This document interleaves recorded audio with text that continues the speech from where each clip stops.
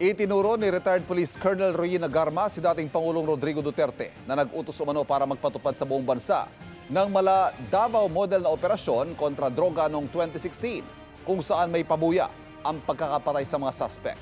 May isiniwalat din sa pagpatay noong 2018 kay Tanawan, Batangas Mayor Antonio Halili. Nakatutok si Jonathan Andal. 2026, I received a call from the President, Rodrigo Roa Duterte. During our meeting, he requested that I will locate a PNP officer or operative who is a member of the Iglesia ni Cristo, indicating that he needed someone capable of implementing the war on drugs on a national level, replicating the Davao model.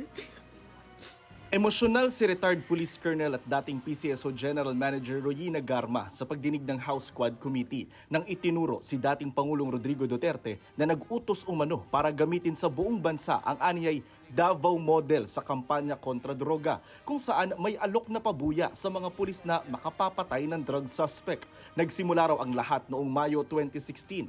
Inirekomenda raw noon ni Garma ang upperclassman niya sa PNPA na si Lieutenant Colonel Edilberto Leonardo na miyembro ng INC at nooy naka-assign sa PNP-CIDG. Sabi ni Garma, ipinatawag daw ni Duterte si Leonardo na nagpasaan niya ng proposal ng National Task Force sa War on Drugs sa nooy aide ni Duterte na si Bongo. The Davao model referred to the system involving payment and reward.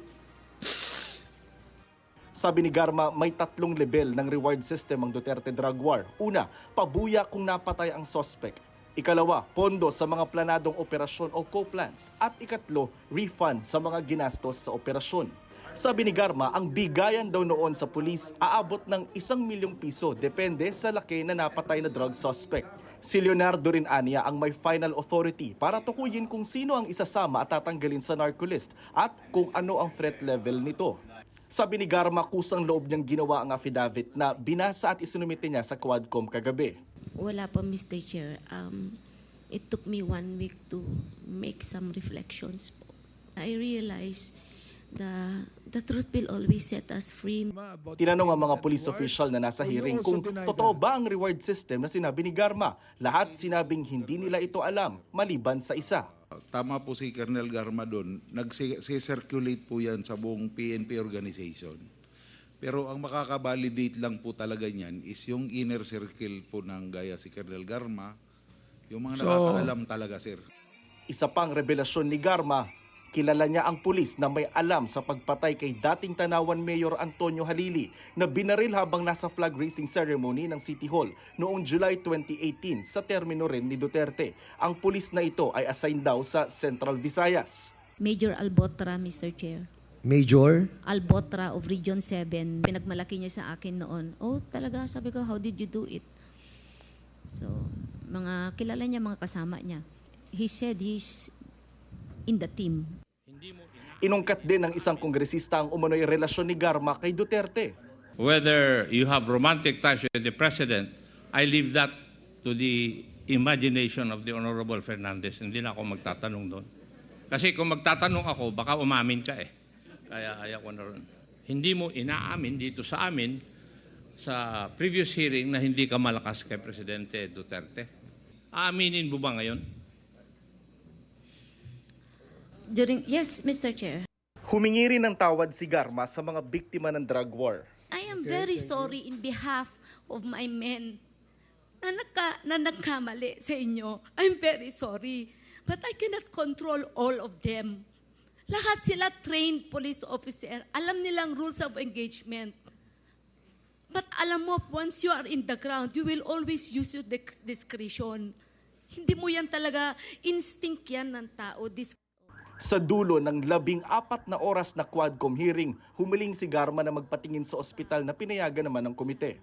Pinag-iisipan ngayon ng Quad Committee na muling imbitahan si dating Pangulong Rodrigo Duterte, pati na si dating PNP Chief at ngayon Senador Bato de la Rosa. Sinusubukan pa namin kunin ang pahayag ni Duterte sa mga paratang sa kanya sa pagdinig. Para sa GMA Integrated News, Jonathan Andal, nakatutok, 24 oras. Itinanggi ni Senador Bongo na may papel siya sa drug war ng Administrasyong Duterte. Ayon kay Go, hindi sakop ng kanyang tungkulin bilang Special Assistant of the President noon ang police operations, kaya hindi po siya nakikialam sa drug war. Pero giit ni Go, walang ipinatupad na reward system sa kampanya kontra droga ng Duterte administration. Si Senador Bato de la Rosa na PNP Chief ng Administrasyong Duterte, iginiit na wala raw siyang ideya sa umunoy reward system sa drug war. Wala raw siyang isinagawang reward system sa PNP maliban sa pabuya, kagnay sa listahan ng mga most wanted na aprobado ng DILG. Sinusubukan pa namin kunan na payag si Duterte, pati na si Edelberto Leonardo, na ayon sa National Police Commission na NAPOLCOM, ay nag-resign na raw bilang commissioner. Sinusubukan din namin kunan na payag ang isang Major Albotra sa Region 7 na ayon kay Garma, ay may alam sa pagpatay kay dating Tanawan Batangas Mayor Antonio Halili.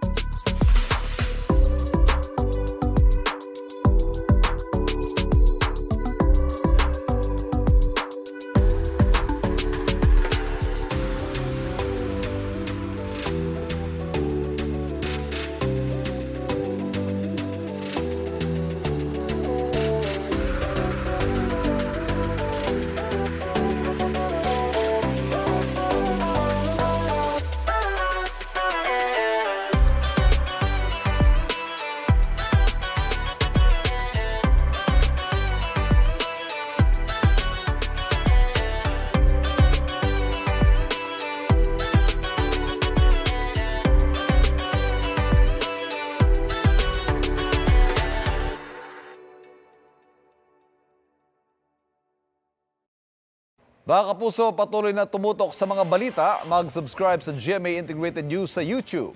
Sa mga kapuso abroad, samahan niyo kami sa GMA Pinoy TV at www.gmanews.tv.